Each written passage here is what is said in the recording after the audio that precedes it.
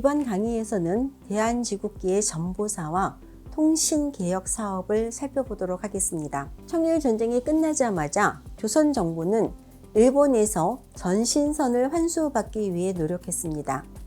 일본은 조선의 저급한 기술력 운운하면서 자신들이 관리하겠다고 우겼지요. 이 말이 무색하게 조선 정부는 허물어지고 끊어진 선들을 복구하고 정비해냈습니다. 조선의 주요 이권들을 차지하려는 일본의 시도와 압박, 강요를 견뎌내며 지연시켰던 덕분이었지요.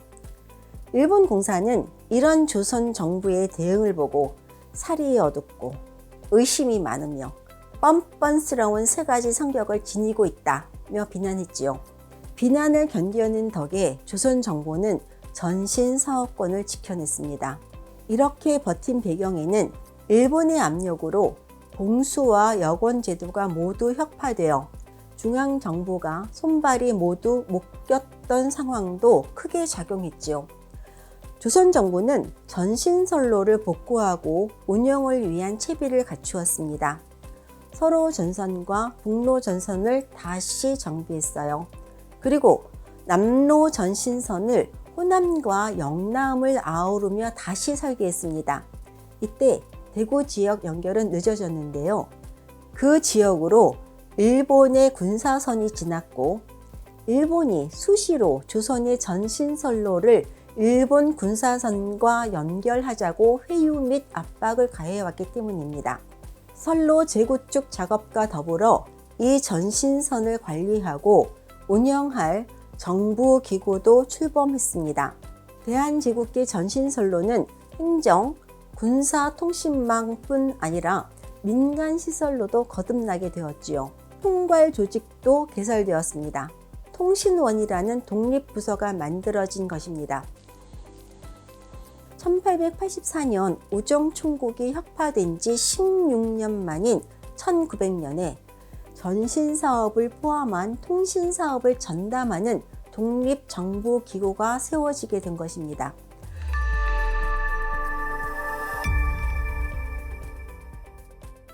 통신원은 물론 전신사업만 관리하는 기구는 아니었습니다. 우체사업, 통신과 관련한 선박 관리 업무도 담당했습니다. 여기에 필요한 인력 양성 사업도 포함되었지요. 이를 위해 통신원은 전보학당을 신설했습니다.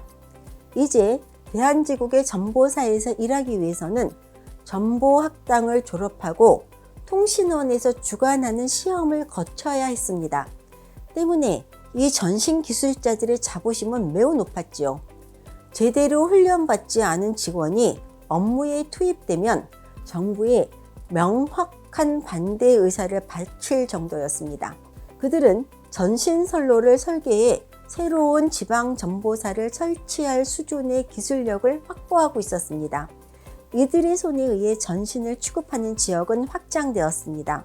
1903년 말에 이르면 전신선로는 동쪽으로 1020리, 서쪽으로는 1520리, 남쪽으로는 2200리, 그리고 북쪽으로는 1605리로 모두 6355리에 달했지요. 또 이 간선들을 축으로 전국 중요 행정지역과 계황장이 연결되었습니다. 당시에 전보사가 36개 있었고 이듬해에는 18개를 더 세우려 했지요.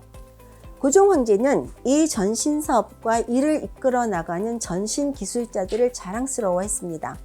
1900년에 개최된 프랑스 파리 만국 박람회에 전보사 관원 제작의 전신기를 출품할 정도였지요.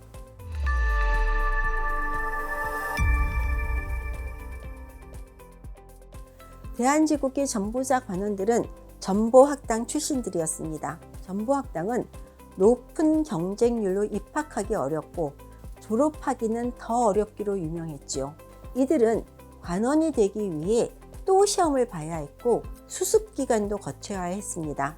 교수님, 그러면 이 어려운 과정들을 모두 통과한 전보사 관원들은 주로 어떤 업무를 담당했나요? 여러 업무가 있는데요. 그중 가장 중요한 것은 전신의 송수신입니다. 정확한 타전과 송조는 전보사 관원 업무의 기본 중의 기본이었습니다.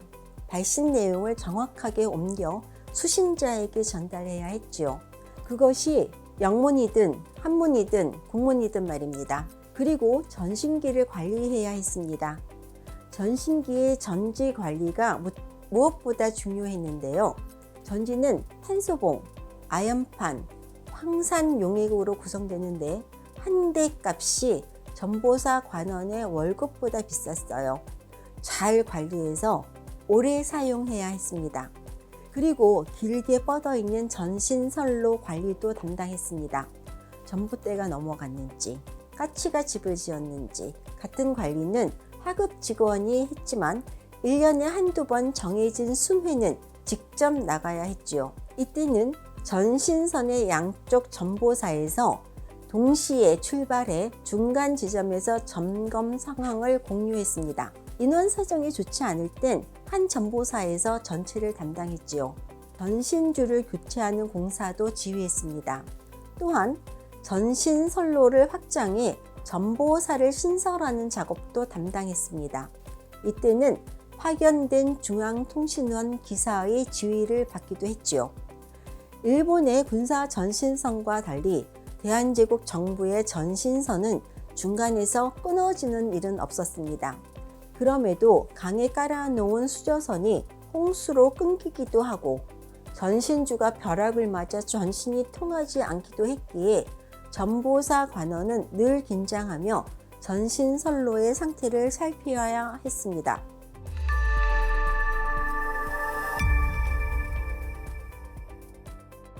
대한제국 정부는 전신망을 국가 중심 행정통신 체계로 구축하려 했습니다. 때문에 전신망 관리, 신설 전보사 신축에 사업비 지원을 아끼지 않았어요. 덕분에 통신원 예산은 해마다 증가했습니다. 전신망의 운영과 관리의 중심인 전보사 한 개를 설치하는 데에는 3,000원 정도가 들었다고 합니다. 전보사 관원 150명의 월급에 해당하는 금액이지요. 1896년 이래 지방 전보사가 해마다 3개 내지 5개씩 증설했음을 감안하면 대한제국기의 재정 상태로는 늘어나는 전신사업비가 적지 않은 부담이었을 것입니다. 전신선로 공사비만 따로 볼까요? 1904년 예산에 의하면 2110리 전신망 구축에 모두 14만 2천 원이 들었습니다. 1리당 67.3원 정도입니다. 이를 바탕으로 1903년까지 선로 공사비에 투자한 돈만 약 53만 원이 들었다는 계산이 나오죠. 인건비를 포함하면 1896년 이래 농상공부 예산의 2배인 평균 10만 원 이상의 자금을 전신사업에 투입한 것입니다. 이 비용은 외국 차관 도입이 여의치 않아 자력으로 해결할 수밖에 없었습니다. 이런 열악한 상황 속에서도 중단 없이 전신사업이 진행된 것은 전적으로 고종과 중앙정부 관료들의 전신통신망 구축을 향한 의지의 결과라고 할 수 있습니다. 전보사 수입은 정부 지원 정책에 힘입어 매달 증가했습니다. 특히 의주, 삼화, 평양, 영변과 같은 지방전보사는 12월 수입이 1월에 비해 무려 2~3배 가까이 늘어났습니다. 1901년부터는 지방전보사 수입이 매월 전월 대비 5% 성장했어요. 그리고 12월에 이르면 1월 대비 60% 정도 증가율을 보이기도 했습니다. 이런 확장과 발전 추이를 일본은 탐탁지 않아 했습니다. 그들은 대한제국 중앙정부의 잡수입 가운데 특히 현저한 것은 전신 수입이라며 이를 예의주시했지요. 그리고 증가 추이를 분석했습니다.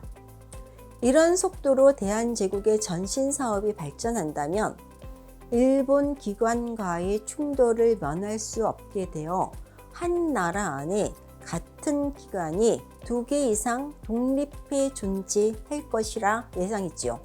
따라서 신속하게 대한제국 전신사업을 완전히 인수해야 한다고 진단했습니다. 재정 측면 이외에도 전신사업 발전의 의의는 매우 큽니다. 중앙과 지방이 여전히 긴밀하게 연결되어 있음을 의미하기 때문입니다. 이는 식민지화의 걸림돌이 되죠. 중앙과 지방 사이를 끊어버리는 것이 중요했습니다. 때문에 일제는 러일 전쟁 승리 직후부터 한일 통신 협정을 강요했어요. 이 협정에 의한 인수인계에 전보사 관원들은 극렬하게 반발했습니다. 그 결과 이 작업은 한 달 넘게 지연되었지요. 다음 강의는 조선을 밝힌 정기 사업에 대해 알아보도록 하겠습니다.